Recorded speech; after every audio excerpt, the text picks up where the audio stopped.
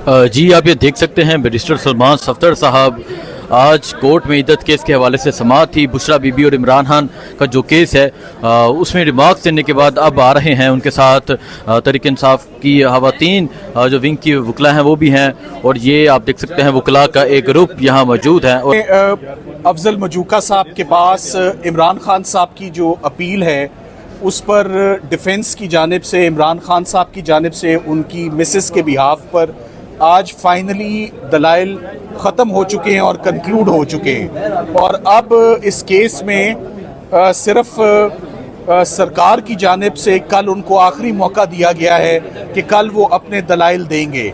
आज जब हम कोर्ट में आए तो सबसे पहले मुनासिब समझा कि ख़वातीन को भी, जो कि बहुत सारी ख़वातीन थी जिनको कोर्ट के अंदर आने नहीं दिया गया, ख़वातीन को नहीं रोकना चाहिए।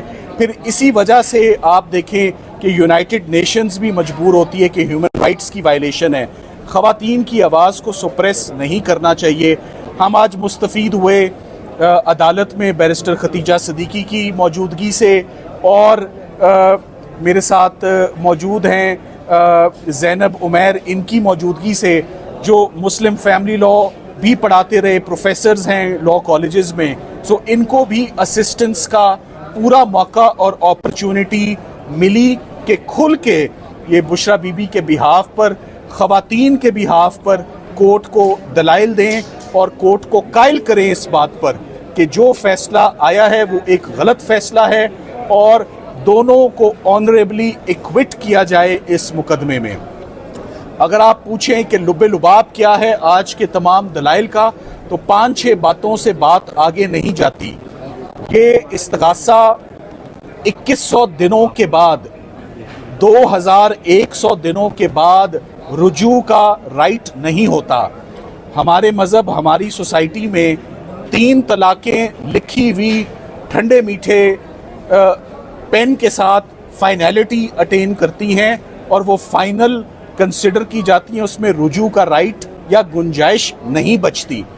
पीरियड ऑफ इद्दत को सुप्रीम कोर्ट ऑफ पाकिस्तान ने अपनी जजमेंट में 39 डेज कह दिया है कि ये, और मुफ्ती साहब ने खुद भी कोर्ट में पेश होकर ये कह दिया है कि ये पीरियड कम भी हो सकता है, तो इसके बाद फिर गुंजाइश नहीं बचती।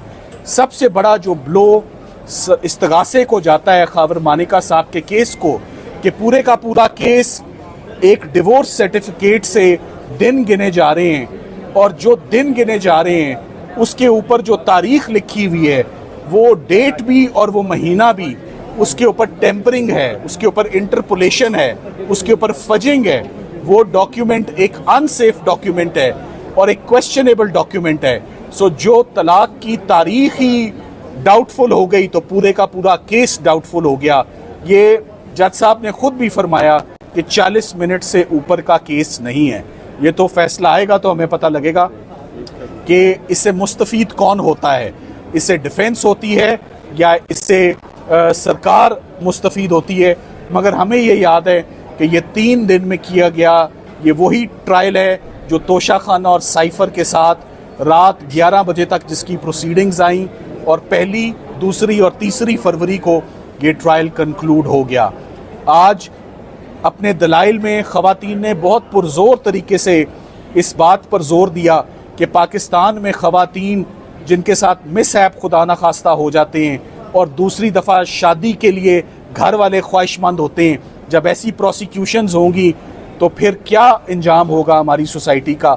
सो पाकिस्तान की तमाम ख़वातीन जज साहब की तरफ देख रही हैं, उम्मीद करते हैं कि वो इंसाफ करेंगे, और ये कंट्रोवर्शियल केस और ये एक बदनुमा दाग और बेहुदा केस जिसे हम कहेंगे, जो बरकरार इतने दिन से इसमें सज़ा बरकरार जो है, इसको एट द अर्लीस्ट इसको ख़त्म किया जाए, क्योंकि आपके ये एक्विजिशंस किसी भी खातून पर हों, मगर इस केस में प्राइम मिनिस्टर लेवल तक, प्राइम मिनिस्टर हाउस पर आपके ये एक्विजिशंस जा रहे हैं, बिलो द बेल्ट ये बातें, नामुनासिब बातें।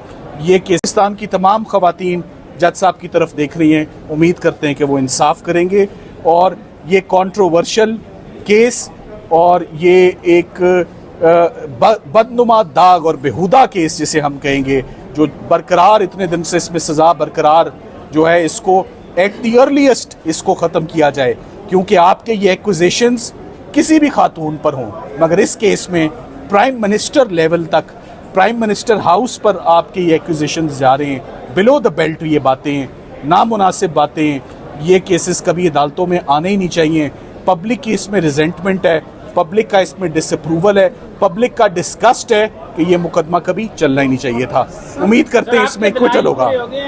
सर ये बताइएगा कि आप जो वकील बुखारा से सवाल उठाए जज साहब ने 3 से 4 सवाल उठाए, उसमें कितनी बड़ी जान है? वो बड़े जानदार सवाल हैं, हमारे पॉइंट्स भी बड़े जानदार हैं। फौजदारी का मुकदमा किसी एक नुक्ते पर भी बरी करने के लिए काफ़ी होता है। हमारे पास 7 से 8 बड़े ज़बरदस्त पॉइंट्स हैं। अगर सरकार उस टेम्परिंग और फोर्ज तारीख से बाहर ही नहीं निकलती तो मुकदमा यहीं पर ख़त्म है। जज साहब को बार बार एक ही हम रिक्वेस्ट करते आए हैं कि आप अपनी निगाहें प्लीज़, हमारी दरख्वास्त है कि इद्दत पीरियड से हटा के तलाकनामे की तारीख के ऊपर लाएं, जिसके ऊपर सिर्फ कटिंग, दिन के ऊपर भी और महीने के ऊपर भी आपको सिर्फ कटिंग और आपको इंटरपोलेशन मिलेगी। वो एक अनसेफ डॉक्यूमेंट है। और खावर मानेका साहब आज़म खान साहब की तरह अगवा हुए, अगवा होने के बाद जिसे वो टिपिकली अगवा बराए बयान कहते हैं, उनका इस केस में शामिल होना, शमूलियत इख्तियार करना, ओन चौधरी साहब का साथ देना, जो कि ओन चौधरी साहब ने अपनी शहादत में एडमिट किया है कि मैं खान साहब के मुखालिफ कैंप में हूँ और मेरे और उनके अब सियासी इख्तलाफात हैं।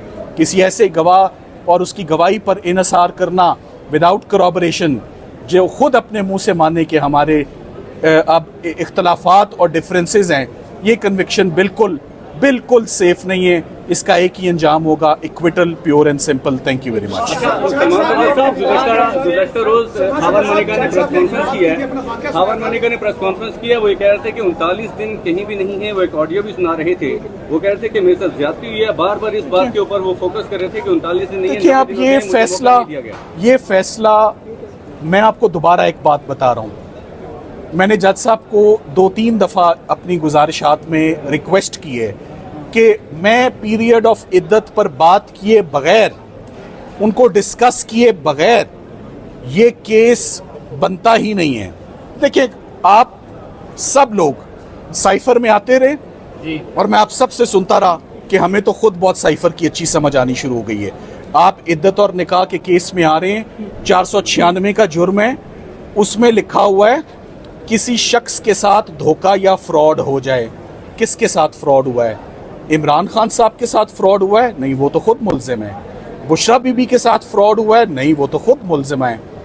तो फ्रॉड किसने किसके साथ किया है? खावर मानेका साहब के साथ अगर फ्रॉड हुआ है कि वो रुजू नहीं कर सके, तो सिविल कोर्ट्स के दरवाजे 6 साल के लिए बंद नहीं थे कि वो जाके रुजू की दरख्वास्त ना डाल सकते।